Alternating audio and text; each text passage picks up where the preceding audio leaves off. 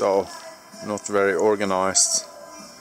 But this should be most of the equipment I'm bringing for my long hike.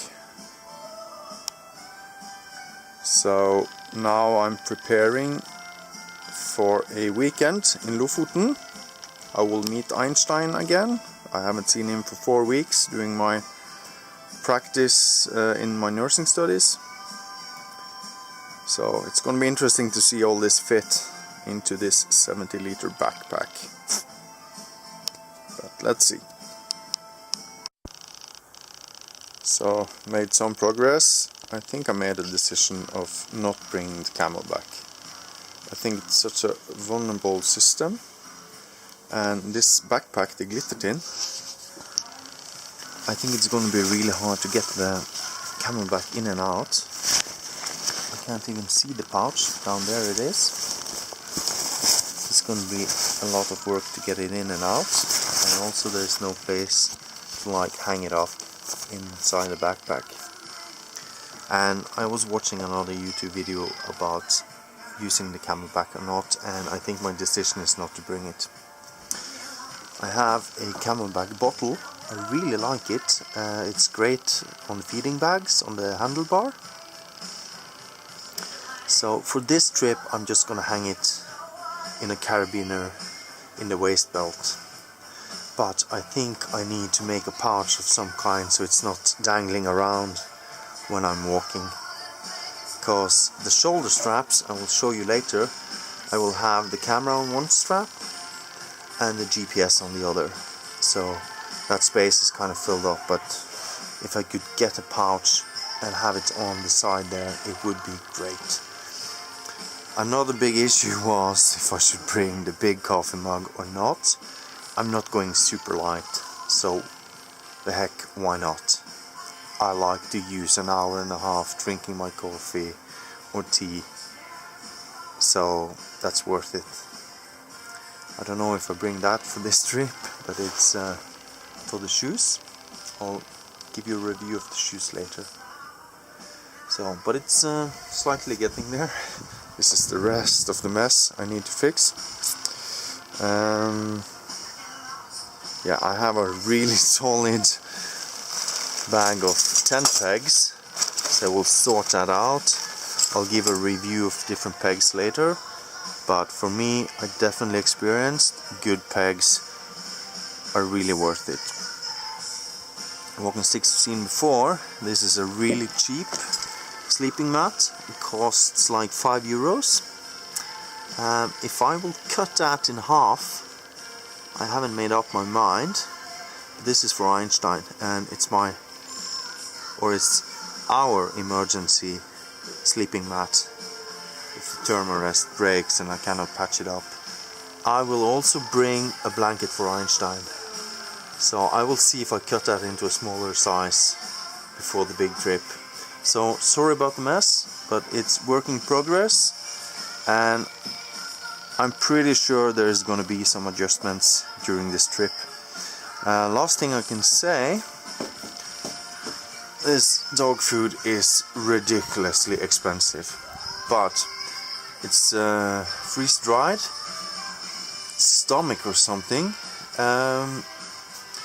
and it's really great. The dog loved it, so you can also use it for a reward. It's very light compared to the energy, and you can eat this yourself. So I've actually tried this a couple of times, and I think I would be fine eating that for a couple of days if I run out of food. So yeah, the space I have left in my backpack is actually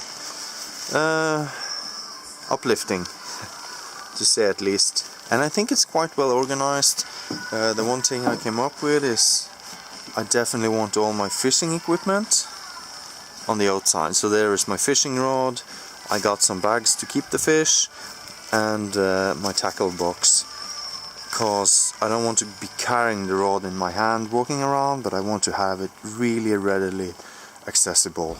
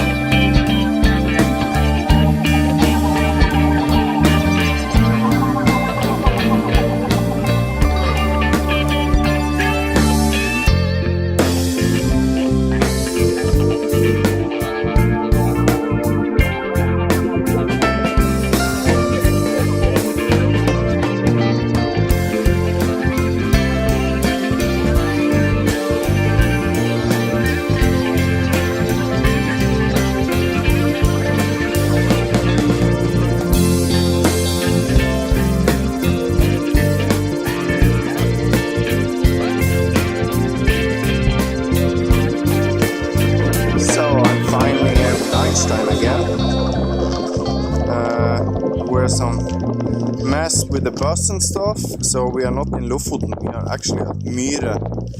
But that's fine, we took in a camping ground, because I don't know where it's suitable to camp.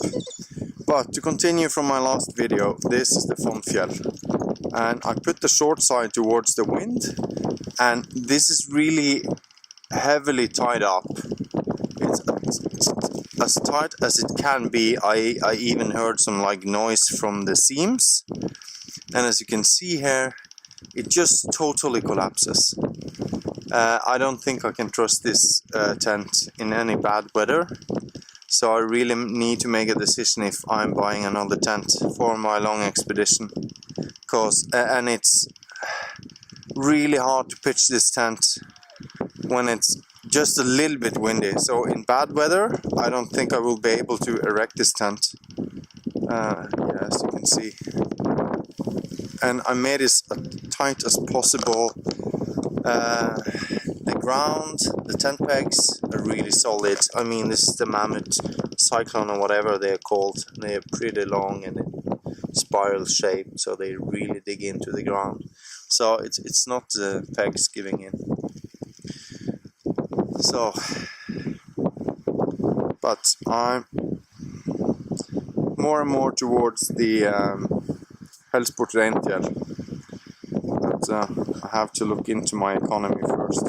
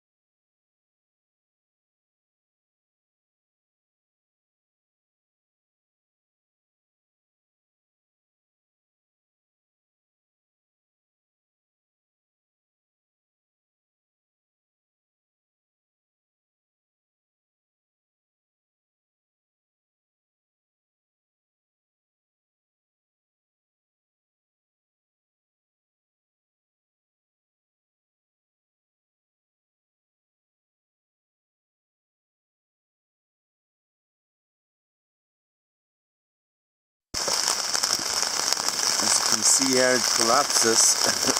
It collapses and you get condensation. Let's see if I can manage to film when there's a gust, but the whole side comes in. It was about here.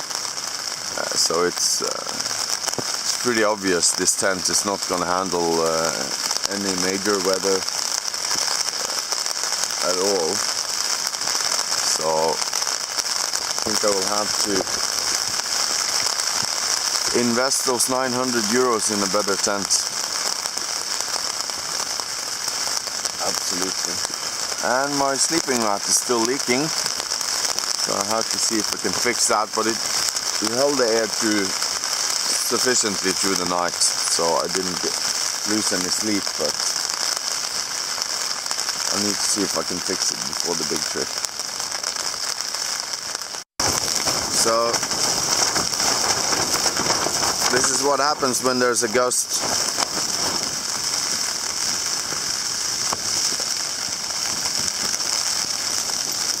And all the gale lines are tight as they can be. It's quite obvious I can't use this tent on a major expedition. But at least I have a cool dude. He doesn't get too excited about stuff like this. Yeah, Einstein.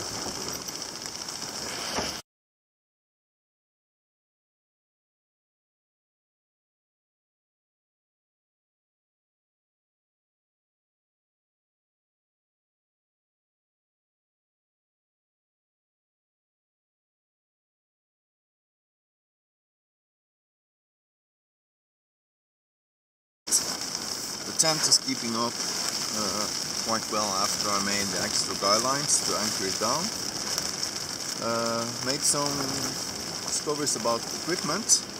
I'll start with food. I will definitely use this on my trip.